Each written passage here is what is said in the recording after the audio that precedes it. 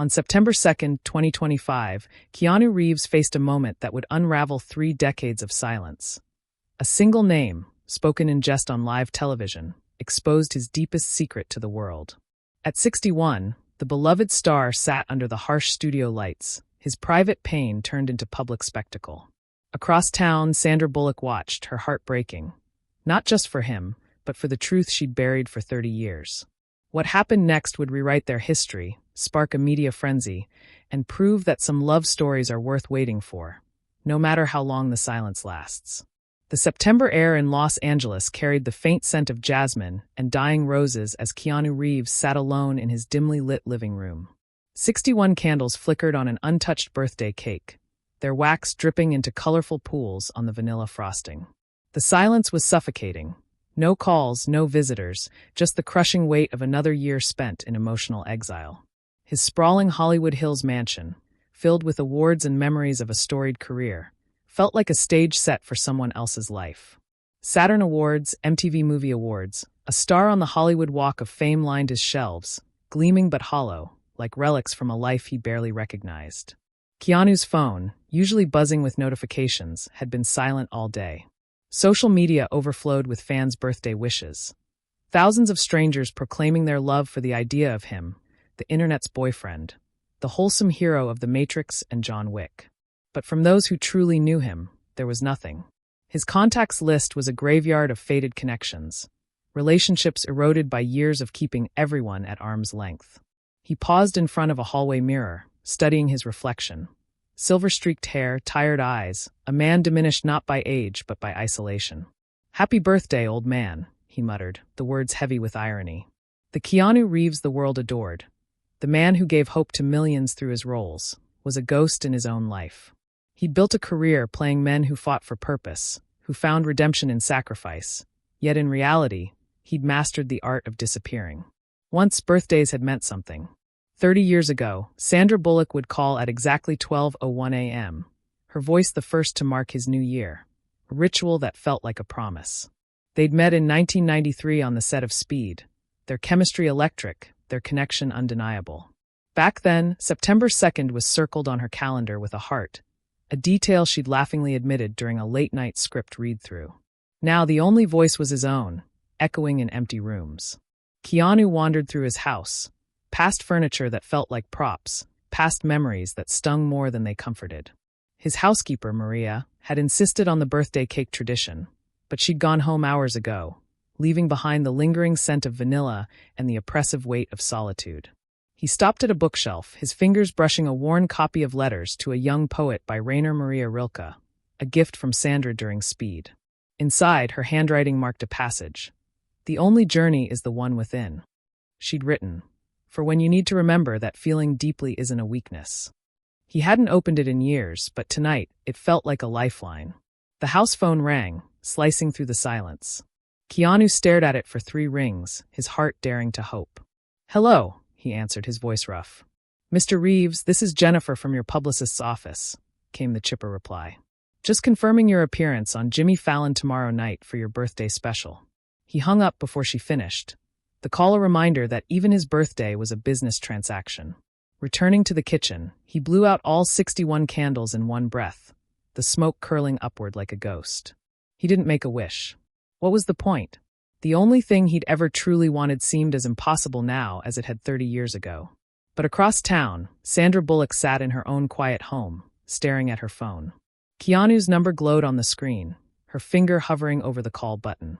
Every September 2nd for 30 years, she'd thought of him, her heart tugging at memories she'd buried deep. Tonight, for the first time since 1994, she was about to do something reckless, something that would change both their lives forever. The clock ticked toward 11:47 p.m., and destiny held its breath. 24 hours later, Keanu sat under the blinding lights of The Tonight Show, the audience's applause ringing hollow. Jimmy Fallon's introduction. "Ladies and gentlemen, the man who doesn't age, the internet's boyfriend, Keanu Reeves." Felt like a performance he was tired of giving. At 61, he was drowning in the charade, his smile a reflex honed by 3 decades in Hollywood.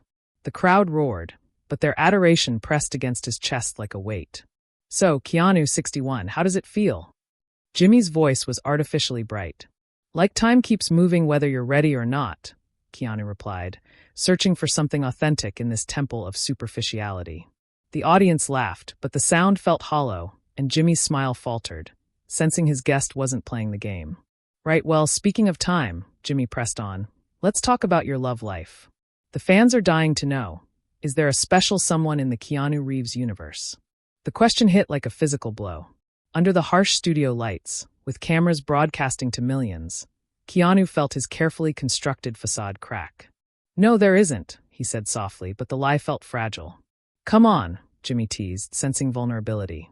The most eligible bachelor in Hollywood. Surely someone's caught your eye. The audience leaned forward, hungry for gossip, their collective gaze like spotlights exposing his insecurities. There was someone, Keanu found himself saying, the words escaping before he could stop them, a long time ago. The studio fell silent, the air thick with anticipation. Oh! Jimmy's eyes lit up, a talk show host smelling real content. Tell us about her.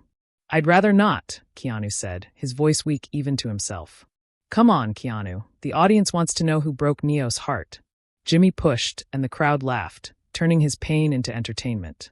Keanu felt smaller with each chuckle, diminished by their casual consumption of his private wounds. Was it someone we'd know? Another actress, maybe? Jimmy pressed relentlessly. Sandra Bullock, an audience member shouted, and the studio erupted in knowing laughter.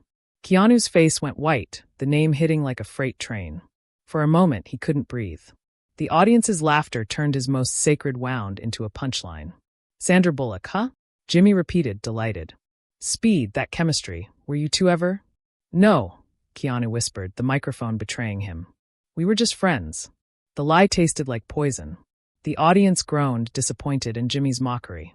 Just friends, sure. Cut deeper than any critic's review. Keanu sat there, one of the world's most famous men, feeling like a child mocked on a playground. Well, Jimmy said, moving on with practiced cruelty. I guess some love stories are better left as what-ifs, right, folks? The audience applauded, celebrating Keanu's failure, finding entertainment in his cowardice to confess his love for Sandra when they were young and brave. The humiliation didn't end when the cameras stopped. Within minutes, social media exploded. Hashtag Keanu Reeves trended, accompanied by memes of his stricken face, freeze-framed at his most vulnerable. Keanu got friend-zoned by Sandra Bullock, one post crowed.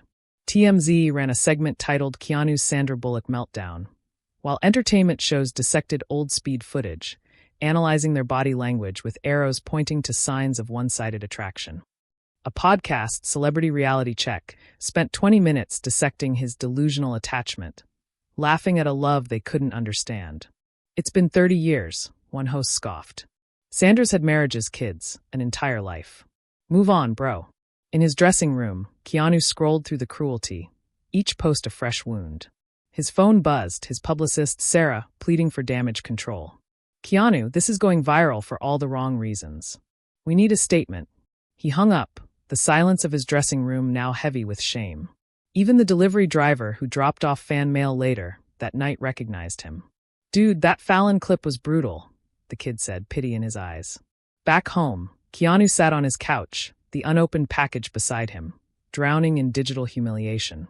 TikTok compilations of celebrities getting rejected featured his Fallon moment as the finale. Comments were relentless. This is why you don't put women on pedestals. Sandra dodged a bullet. Keanu really said, I'll wait for you. And Sandra said, please don't. But across town, Sandra Bullock was also awake, reading every cruel comment, watching every video. Her anger grew, not at Keanu, but at the world's casual cruelty, turning his vulnerability into entertainment. For 30 years, she'd stayed silent, protecting their friendship by burying her own feelings. She'd convinced herself it was noble, that their connection, forged in Speed's high-stakes scenes, late-night talks, and quiet moments planting jasmine in his garden, was too precious to risk. But seeing Keanu shrink under the world's laughter, his honesty mocked, broke something inside her. She couldn't stay silent anymore. At 2:47 a.m., Sandra grabbed her car keys, her heart pounding. The Los Angeles freeway was nearly empty, just scattered cars carrying insomniacs and dreamers. Her GPS guided her to Keanu's house, her mind replaying 30 years of almosts. Almost kisses during Speed's filming, almost confessions at rap parties, almost calls at midnight when loneliness felt like drowning. She'd written letters she never sent, sat outside his house too scared to knock, always retreating to the safety of just friends. Her phone rang through the car's speaker. Her assistant, Marie. "Sandra, where are you? Your security's confused." "Tell them to go home," Sandra said, her voice steady despite the storm in her chest. "I need to do this alone." "You're trending because of the Keanu thing," Marie warned. "Maybe now's not." "Now's exactly the time," Sandra cut her off. "I've waited 30 years for the right time, and it never came. Maybe there's just time." She hung up, her resolve hardening. The GPS announced she was 5 minutes from Keanu's house. Her heart hammered, drowning out the engine. What could she say to explain 30 years of silence? She'd built a life around his absence, marriages, divorces, children, convincing herself it was better this way. But what if the real risk was staying silent? What if their friendship, built on unspoken truths, was more fragile than one moment of honesty? Keanu's neighborhood was quiet, lined with mansions hiding secrets. She'd been here before, parties, dinners, always with buffers to keep their connection safe. Tonight, she was alone. His house sat back from the road, surrounded by trees that had grown taller over the years. One light glowed in his study, where she knew he'd be, maybe playing piano or wrestling with his thoughts. Sandra parked, her hands shaking as she gripped the steering wheel. She could still leave, send a text tomorrow, keep their careful dance going. But she remembered Keanu's face on Fallon, small and vulnerable, whispering, "Just friends," like an apology. She got out of the car, the night air cool, carrying the scent of jasmine from his garden. A garden they'd planted together, laughing like kids, their hands brushing in the soil. She walked up the stone path, each step toward his door like approaching a cliff. One knock would change everything, make it impossible to return to their safe distance.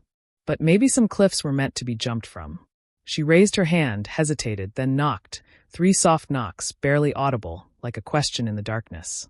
Inside, Keanu froze at his piano, the melody stopping mid-note. He'd been playing something sad but serene, finding peace in solitude after hours of public humiliation. At 3:17 a.m., on the worst day of his public life, those knocks were a lifeline.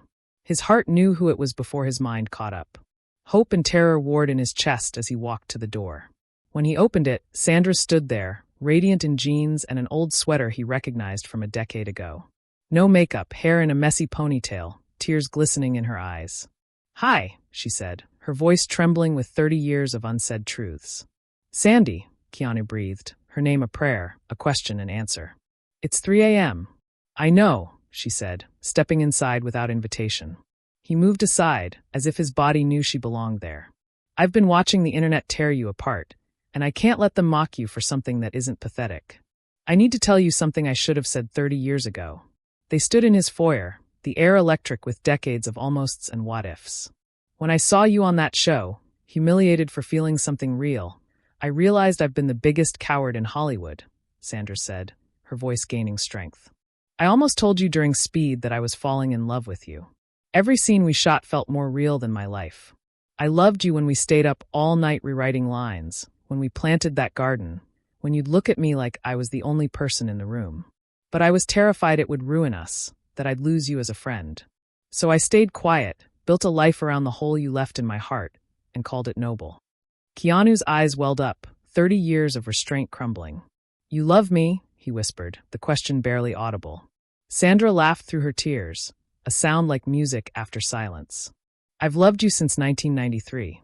Through my marriages, your relationships, every Just Friends interview. I loved you when you sent me flowers after my divorce and signed, thinking I wouldn't know they were from you. I loved you when you stood in the back at my mother's funeral to avoid attention. I loved you every birthday card, every text after my movies, every quiet way you've been in my life." Keanu stepped closer, the space between them humming. "In 2010, I bought a house in New York," he said suddenly. "The one you called perfect when we passed it filming those Target commercials. I've kept it empty for 15 years, hoping one day I'd have the courage to ask you to see it with me." "Our dream house," Sandra whispered, her breath catching. "I don't care about complicated or messy," Keanu said, cupping her face. "I only care that you're here at 3 a.m., telling me 30 years of love wasn't one-sided." Sandra leaned into his touch, closing her eyes like she was coming home. "The internet's going to have a field day," she said, a smile breaking through. "Let them," Keanu replied. Let them make their memes and think pieces. The only opinion that matters is yours. My opinion, Sandra said, meeting his gaze, is that I've wasted 30 years being afraid of loving you out loud. Then don't waste another second, he whispered. The distance between them vanished like morning mist. Their kiss, the first since an almost moment in 1994, dissolved decades of silence.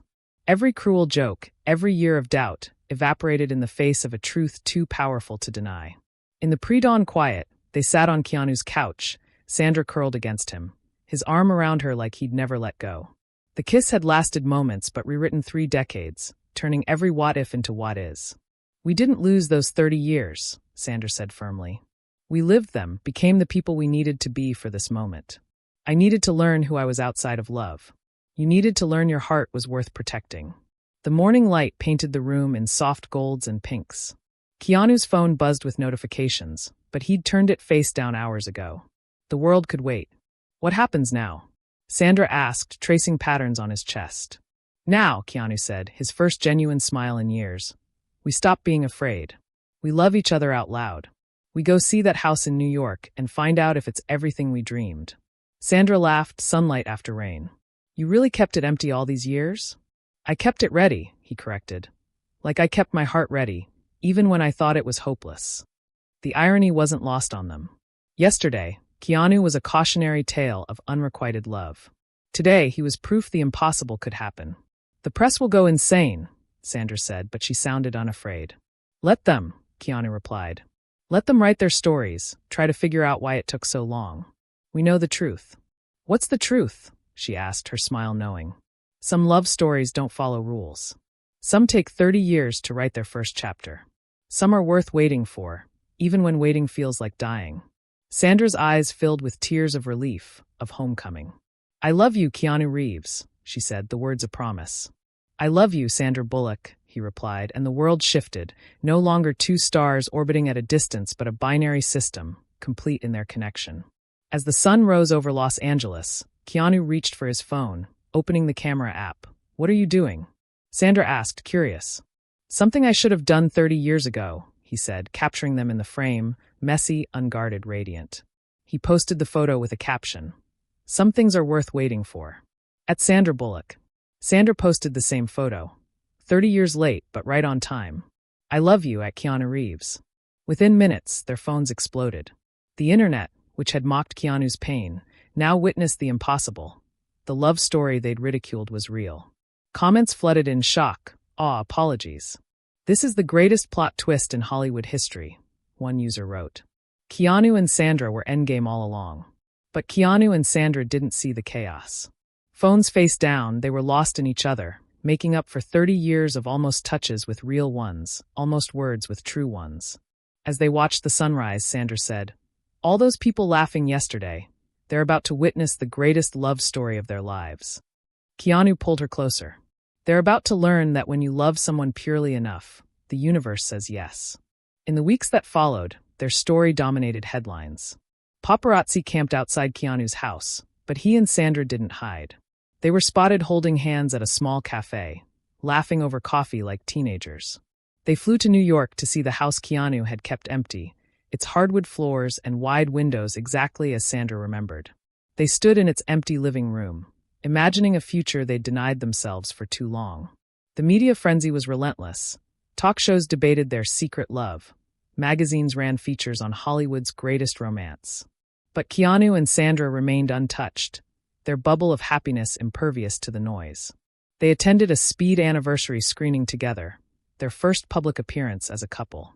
When a reporter asked how long they'd been in love, Sandra smiled and said, since 1993. We just took the scenic route. The internet, once cruel, now celebrated them. Memes turned from mockery to adoration, fans creating montages of their speed chemistry, their quiet gestures over the years, Keanu's unsigned flowers, Sandra's lingering glances. A new hashtag trended. Hashtag Keanu and Sandra forever. Back in Los Angeles, they settled into a rhythm, no longer afraid of the world's gaze. Keanu played piano for Sandra, melodies that carried their shared history. Sandra cooked dinners in his kitchen, the scent of her famous spaghetti sauce mixing with the jasmine outside. They talked about the years apart, her marriages, his losses, the moments they'd almost reached for each other but didn't. One evening, as they sat in the garden they'd planted decades ago, Sandra rested her head on his shoulder. "Do you think we'd have made it if we'd tried this back then?" she asked. Keanu thought for a moment. "Maybe, but we needed those years to become us. The us that can do this now without fear." Sandra nodded. 30 years was a long time to wait. "Worth every second," he said, kissing her forehead. Their story wasn't just a romance. It was a testament to resilience, to loving deeply even when it hurt, to trusting that some truths are worth the wait. As they walked hand in hand through the garden, the world watched, not with mockery but with awe, learning that sometimes, when love is pure enough, the universe conspires to make it real.